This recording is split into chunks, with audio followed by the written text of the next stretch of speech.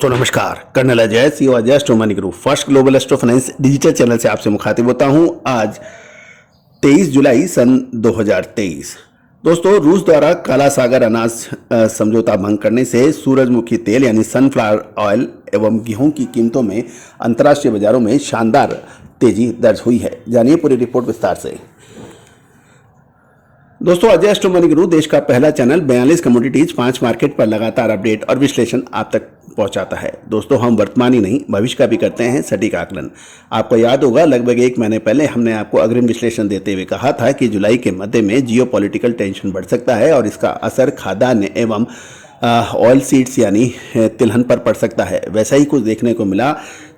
रूस और यूक्रेन के बीच में यूएनओ यानी संयुक्त राष्ट्र संघ और टर्की की मध्यस्थता में जो समझौता हुआ था उसको रूस ने आगे बढ़ाने से इनकार किया। और इसी वजह से भारत व अंतर्राष्ट्रीय बाजारों में सूरजमुखी एवं गेहूं के दाम आकाश छूने लगे। दोस्तों, ये काला सागर के माध्यम से युद्धग्रस्त यूक्रेन से वस्तुओं के निर्यात की अनुमति देता था, लेकिन अब इसको रूस द्वारा रोक दिया गया है, जिससे भारत को सूरजमुखी तेल के शिपमेंट अचानक रुकने के समाचार मिल रहे हैं। इसके अलावा ऐसी रिपोर्टें भी सामने आ रही कि रूस ने ओडेसा के यूक्रेनी अनाज बंदरगाह पर जो बमबारी की, उसके परिणाम स्वरूप 60,000 टन से अधिक अनाज भी नष्ट हुआ। परिणाम स्वरूप भारत में सूरजमुखी तेल आयात बाधित हुआ और जिसकी कीमतें लगभग 8% की तेजी दर्ज हुई है। दूसरी ओर संयुक्त राज्य अमेरिका में शुष्क मौसम के कारण भारत में सोयाबीन तेल की कीमतों में भी तेजी देखी गई। अमेरिका सोयाबीन का एक प्रमुख उत्पादक एवं निर्यातक देश माना जाता है। प्रतिकूल मौसम ने सोयाबीन के उत्पादन को काफी प्रभावित करने के समाचार मिल रहे हैं, जिसके परिणाम स्वरूप 1 सप्ताह के भीतर सोयाबीन की कीमतों में 5% की वृद्धि होने के समाचार हैं।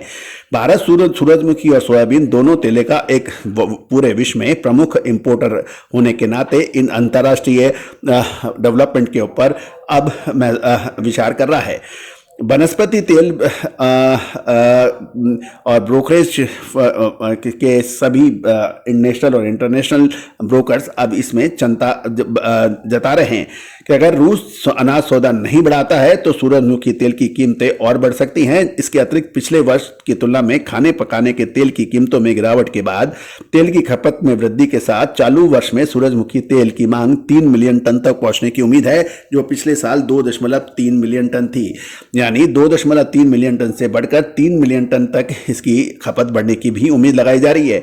ऐसे में अंतर्राष्ट्रीय जियोपॉलिटिकल टेंशन परेशानियां पैदा कर सकता है। दोस्तों, भारत में उपभोक्ता प्रधान कंपनियों भी तेल की बढ़ती कीमतों के प्रभाव से जूझ रही है। दोस्तों, अलग अलग व्यापारियों से बात करने पे पता लग रहा है कि उन्होंने कि आयाती सूरजमुखी तेल की बढ़ती कीमतों पर लगभग सभी को चिंता है, क्योंकि पिछले कुछ दिनों में $960 प्रति टन से बढ़कर 1030 अमेरिकन डॉलर प्रति टन के भाव देखे गए हैं। खुदरा कीमतों में तुरंत बढ़ाना इन कंपनियों के लिए संभव नहीं हो सकता, जिससे इन कंपनियों की मल्टीनेशनल कंपनियों की लाभ अब प्रभावित हो सकते हैं। रूस द्वारा काला सागर अनाज सौदे के निलंबन करने की प्रक्रिया में वैश्विक गेहूं की कीमतें भी बढ़ने के समाचार हैं। यूरोपीय स्टॉक एक्सचेंज में गेहूं की कीमतों में एक दिन में 9% की तेजी देखी गई, जो $284 प्रति टन तक पहुंच गई है। इसके अतिरिक्त अमेरिकन गेहूं वायदे में भी 8.5% की वृद्धि देखी गई, जो पिछले वर्ष फरवरी से संघर्ष होने के बाद सबसे अधिक दैनिक वृद्धि मानी जा रही है।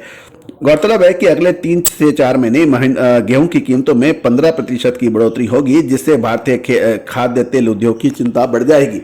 यदि ये समझौता नहीं लागू किया गया तो पूरे विश्व में परेशानियां बढ़ सकती है। दोस्तों, roller flour mills association of India के पूर्व अध्यक्ष अंजनी अग्रवाल ने कहा कि रूस द्वारा अनाज सौदे को निलंबन करने से ग्लोबल बाजार में पहले से ही बढ़ती गेहूं की कीमतें और बढ़ने की आशंका है। दोस्तों, ये लेख कृषि जागरण से लिया गया है। दोस्तों, आपको याद होगा, गेहूं के ऊपर हमने लगातार अपडेट और विश्लेषण दिए हैं। गौरतलब है कि हमने अपने सभी क्लाइंट्स को अपनी पेड रिसर्च के दौरान इसका आकलन हम लगभग 1.5 महीने पहले ही दिया था। अपने चैनल पे भी लगातार आपको अपडेट दिया था कि साउथ वेस्ट मानसून और जियोपॉलिटिकल टेंशन की जो अग्रिम विश्लेषण है आप हमारे चैनल पे देख सकते हैं। दोस्तों, तेजी आने के बाद तेजी और मंदी आने के बाद मंदी का विश्लेषण कभी कोई व्यापारी को फायदा नहीं उठा सकता। खबरें और विश्लेषण दो अलग चीज है। खबर आपको लगातार हम देते हैं, विश्लेषण हम आपको बीच बीच में अग्रिम विश्लेषण देने का भी प्रयास करते हैं, लेकिन हर चीज़ हर समय निःशुल्क उपलब्ध कराना संभव नहीं हो पाता है। दोस्तों, यदि आप अनाज के बड़े व्यापारी हैं, स्टॉकिस्ट हैं, तो आपको अग्रिम रिसर्च रिपोर्ट के लिए चावल, गेहूं, मक्का, बाजरा और तिलहन, दलहन, मसाला, इन सभी पर विशेष रिपोर्ट उपलब्ध है। आप संपर्क कर सकते हैं, नंबर स्क्रीन पे दिए गए हैं। All the very best, good luck, happy trading.